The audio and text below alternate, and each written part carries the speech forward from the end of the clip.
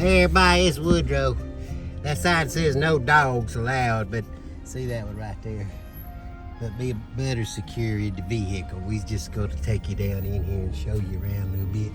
Over there's one of the cabins. If you look up Lake Sylvia State Park online, it'll tell you a little bit about what's going on up here. They got these little cabins now. These don't expect to come in here and get in a cabin, you know, like them cabins in other places I've read about that got a hot tub and a got of this and a got of that and got a fully stocked chef's cook kitchen, and Rachel Ray drops by and cooks your breakfast. Now that right there don't look like it's in too good shape right there on that deal. It looks like it lost everything. Well, maybe that's something else. Wait a minute, what's that say? Historical structure, keep out. Okay, well, he's gonna go inspect, but since they put it that way, I don't want to get thrown in the park ranger slammer. Look at it. Now this was I think I already said this, I've been told over and over this was old Girl Scout camp. And those of you who've been following old Woodrow and Butter, you know they'd hike from here all the way, foot travel welcome, closed to all public.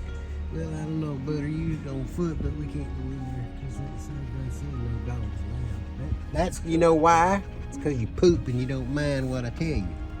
He's been gone he was gone for about 5-6 minutes on a hike. Actually, it wasn't a hike, it was a chase. He chased a deer. I never seen the deer. He seen it. I heard it. So I know he was off on a deer chase because it was a big sound, you know. Now see, if you come and stay in one of them campers, the park ranger lives is right here outside the gate. So you better not be doing no flim-flam shenanigans, because if you do, you'll end up in the Forest Service jail, and you don't want to go there. I've been there once. It was fun. Speaking of that, you know, old Snowball up here, it's surrounded by the forest, except me and Merlene, when we lived it up there, she living in Branson now, and I got to take care of old fat boy Slim and everything. So anyway, when we lived it in Snowball, we had us a pretty good sized place, you know, and we kept it planted in butter beans and collard greens and snap peas and snap beans and all kinds of stuff. Anyway, watermelons. So anyway, it was a big old lot we had, and we divided the house out right in the middle of what we called the east lot and the west lot, okay? And so they was huge, and we had to mow them, and we didn't have them fancy zero-turn jobbers, you know, anything like that.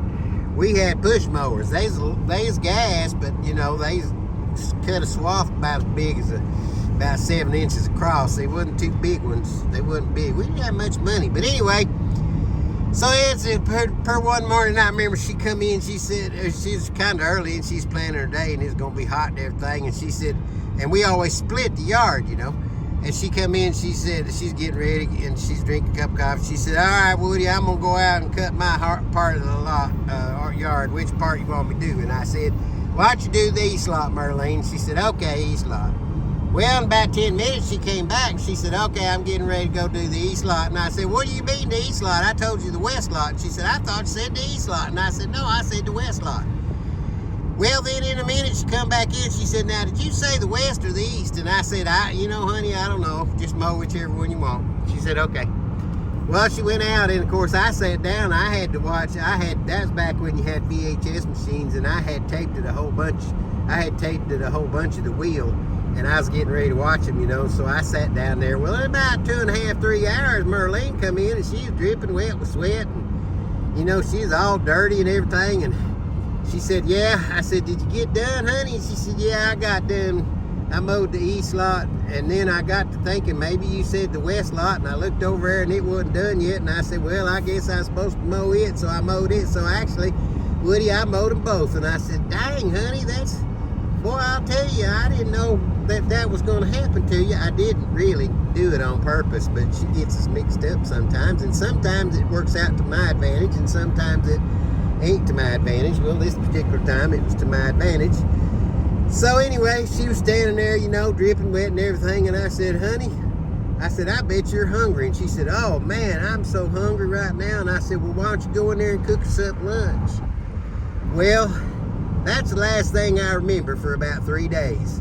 I don't know what happened. I think she gave me one of them world-class uppercuts of hers right to the jaw. And, you know, I saw stars and everything, and I don't know what was going on for about it took me about 3 days to wake up. But then, you know, after she delivers justice like that, well, everything's okay with us again. And then, you know, we cuddled and everything, and I laid my head right in between her big old baloobies. Look there, Butter.